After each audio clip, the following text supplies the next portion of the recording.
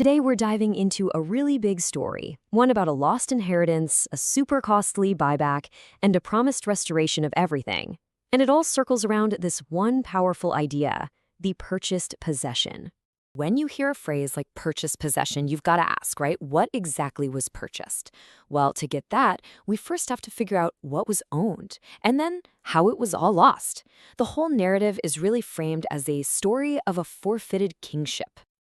All right, so let's paint a picture. What did this original inheritance actually look like before it was lost? The source material we're digging into describes it as nothing less than a kingdom of glory, and it was given directly to humanity. And here it is, the foundational idea. Humanity wasn't just plopped onto Earth to exist. They were given dominion, and that's a powerful word.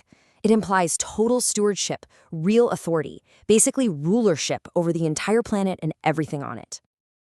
Think about it like being handed the keys to an absolutely glorious kingdom. This was a truly royal position. The source even describes it as being crowned with glory and honor, which effectively puts humanity on the throne as the reigning monarch of a perfect creation. But as the story goes, that position of honor and authority, well, it wasn't kept. Something catastrophic happened that led to the total loss of this incredible inheritance. And wow, when you see it side by side like this, the contrast is just staggering.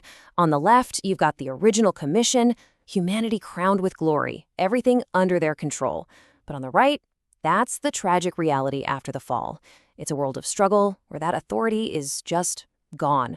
It's the ultimate before and after picture of a lost kingdom. The consequences were just catastrophic.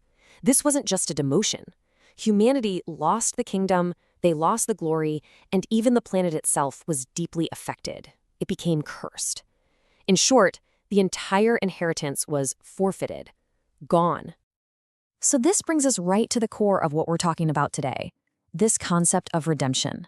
The word itself literally means to buy back. So if the inheritance was lost, it needed to be repurchased. The big question is, how?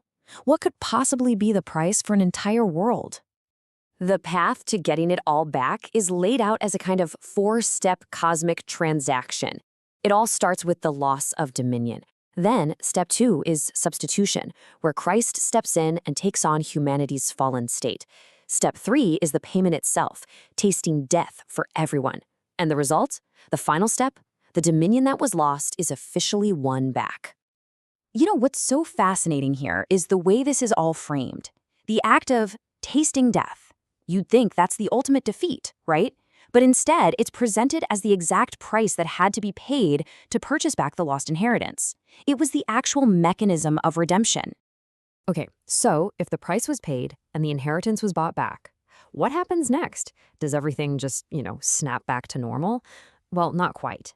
The source shows this is all part of a much bigger, deliberate plan for the future. The key phrase to lock onto here is the restitution of all things.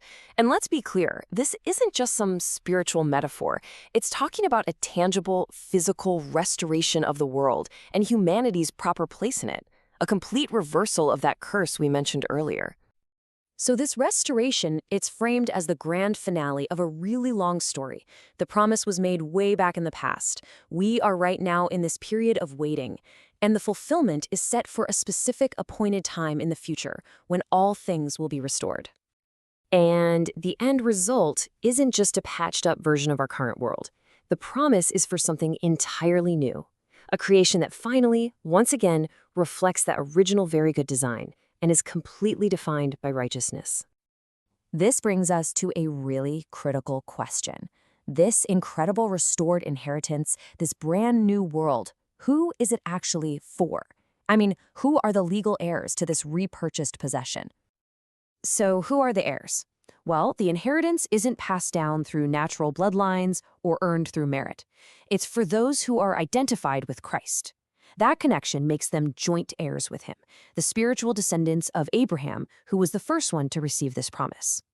And just stop and think about the incredible scale of that promise for a second. What was Abraham told he would inherit? Nothing less than the world.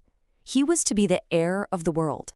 And the claim to that inheritance, for him and for his spiritual descendants, comes through faith, not through trying to follow the law. So what's the big takeaway here? We've traced this incredible arc, from a lost kingdom to one that was repurchased and will one day be fully restored. And if the ultimate destination is inheriting a renewed world, then our existence right now is framed not as the final reality, but as a journey toward a destination that has already been paid for. So the final question to really chew on is this: how does a promise that huge change the way we see the world today?